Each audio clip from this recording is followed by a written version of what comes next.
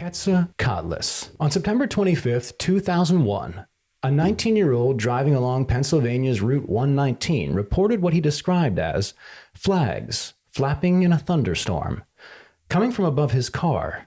When he looked up, he was astounded to see what looked like a bird with a 3 to 4.5 meter, 10 to 15 feet wingspan and a strange, elongated head flying above him.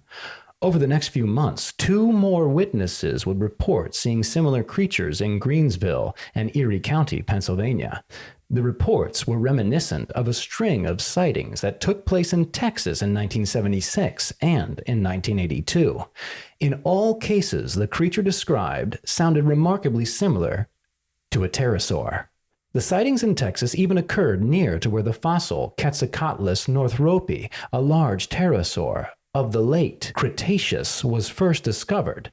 Interestingly, these pterosaur sightings seem to occur close to each other in waves. That suggests that people were really seeing something. But what?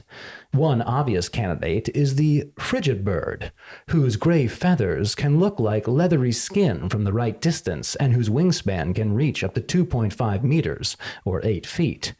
The frigid bird hardly ever lands except to tend its young, and can soar effortlessly over long distances. Quetzalcoatlus was a pterodactyloid. Is that right? Mm-hmm. Pterodactyloid. I never knew that was a thing. That's a really cool word. Pterosaur, known from the late Cretaceous of North America. Maastrichtian stage, the Maastrichtian stage, the Maastrichtian, yeah. stage, and one of the largest known flying animals of all time. It was a member of the Asdarchidae, a family of advanced toothless pterosaurs with unusually long, stiffened necks.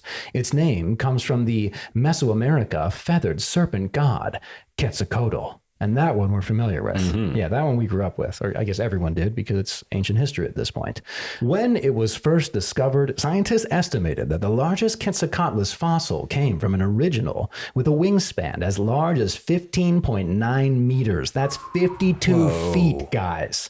That's a dragon. That's huge. A bird dinosaur is a dragon. That's what that is. It's a dragon. Choosing the middle of 3 extrapolations from the proportions of other pterosaurs that gave an estimate of 11, 15.5, and 21 meters, respectively, 36 feet, or 50 feet, or 68.9 feet. In 1981, further study lowered these estimates to 11.12 meters. Well, whatever. Don't take away our fun. We're enjoying this. It may have been a large bird like a hawk or an eagle. It wasn't. No. It was Quetzalcoatlus. Dragon bird dinosaur with leathery skin and a wingspan beyond anything that we're familiar with.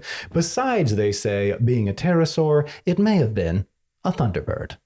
Well, I actually like that. Okay, yeah. That you're just changing one mythical creature for another. Yeah, it was a thunderbird, it was a dragon, it was a maybe cat. they're one and the same. I would accept a thunderbird as a dragon, as a bird dinosaur. Yeah, pretty much any big bird, at some point, it crosses into dragon territory. Does Big Bird?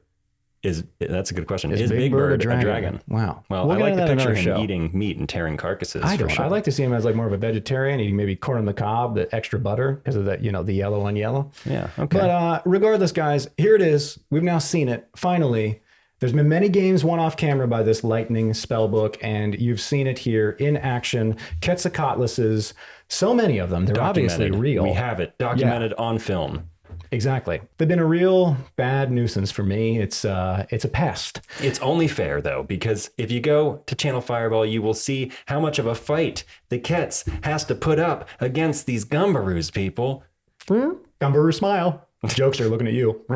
Little gophers. I really like to rebuild this spellbook so I have a chance, but I don't know how I'm going to deal with your flying lightning paralyzation flock, because I don't think there are many flying creatures in flame other than Pieza.